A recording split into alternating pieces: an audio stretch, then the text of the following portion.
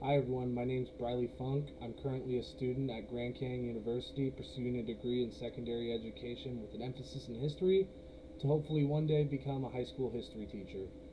Um, this video pertains to the dispositions I find successful for a teacher, as well as some that may not seem to help a student or their career move forward. The first question is, what dispositions I feel will make me a successful teacher? Some dispositions I currently possess are essential in making me successful, be a successful teacher, as the willingness to help others. By understanding goals of students, I can help students become successful long and short term, and I think goals are a great way to boost the morale of students. Having short term goals and seeing progress for students is a great way for them to not only achieve those goals, but essentially build those goals over time and be able to, achieve those long-term goals that we have as well. Another disposition I think I have that is beneficial for my success as a teacher is being empathetic towards others. I've dealt with some hardships in the past, and I think that those hardships have helped strengthen my ability to be empathetic towards others. Um, I understand life, and sometimes life gets in the way, and being able to go through and discuss that with students is going to be very beneficial for their learning as well as mine, to get to know them better and build a better class environment. What dispositions do you need to work on before you enter the classroom as a first year? One of the big ones is learning about with itness. I think with itness is, it's the ability to understand what's going on in the classroom at all times as the teacher. And I think that disposition isn't really learned until you start getting into the classroom. It's something that you always got to work on, understanding what's going on in the environment you're in, and understanding what students need from the teacher at all times.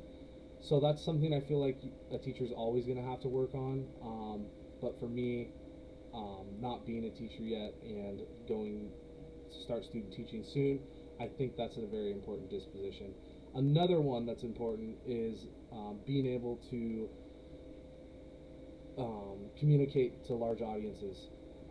For me, that's a struggle. Sometimes I forget or mix up my words. I'm sure there's going to be a point in this video where I do that, and you'll see it.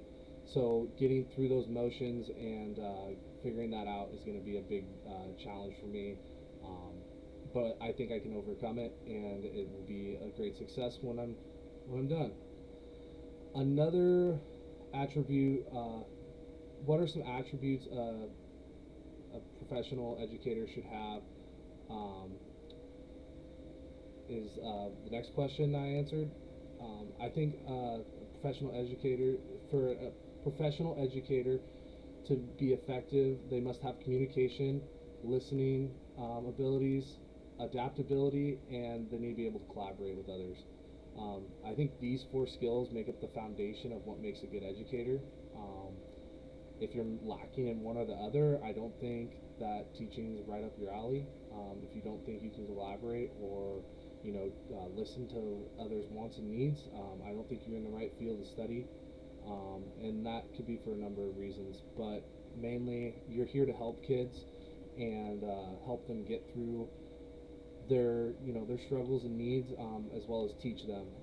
I think the big thing is we're teachers are viewed more as teaching material versus actually kind of being life coaches for kids and helping them through other aspects of their life besides the curriculum at hand. And I think that's a big deal that should be addressed within the school community as well as the academic field. Um, what standards guide their actions um, and their thinking? I was guessing this pertains to teachers, but I think some actions and standards that help teachers understand what their job is the IDEA Act. I think this is a big step forward in making sure we have education for all, making sure that kids understand the difference between fairness and equality is going to be a big deal within the class environment. and discussing that is going to be one of the first things you should do as a teacher within any class. How might teachers' dispositions positively or negatively influence the psychological and moral development of adolescents? Great question. I think that there's a lot of good dispositions in teachers, but being overly empathetic or overly bearing can negatively impact students' learning. They can not necessarily get the aid they need within the class, or they get too much of the aid. By pulling that much aid towards a student, the whole class can get affected by that. But also giving that student too much aid can cause them to lose independence within their studies. So trying to find that balance, that little happy equilibrium, is going to be very important with using your dispositions as a teacher, because using one over another or using one without good moderation can, I think, cause negative impacts as well.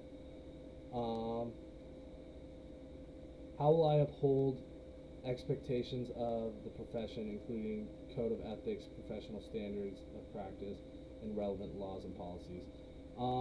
I think it's important to uphold laws and policies. Without upholding stuff like that, you lose your professional credibility, and that's what the teachers really build their career off of, is their professional credibility. So by talking out of place or not following ethics or codes of laws, you lose credibility as a teacher, and that can impact not only the child's environment but your environment as a professional as well. How will I promote healthy moral development with students in my future class? I think by creating an environment that upholds my own ethical code, as well as the administration's ethical code, and using and instilling positive reinforcement techniques is going to be very crucial for promoting a healthy moral code within the development of students. I personally come from a Christian background, so instilling some ideas such as we're all created equal in the eyes of God, and we all bear His image, is going to be a great way to say students, we're all equal, so we should be treating others with respect within the class environment. Things like that, I think, is going to help create a healthy moral code within the class. When issues arise within the class environment, it's beneficial for an educator to sit down with students and talk them through the case, treating them like, not like a kid but as an equal, I think is important for a teacher to help build a healthy moral development. That way they know that they're not being talked down to, but they're being treated as a person just like anyone else wants to be treated. And that should end it for this discussion. I hope you all have a great day, and take care.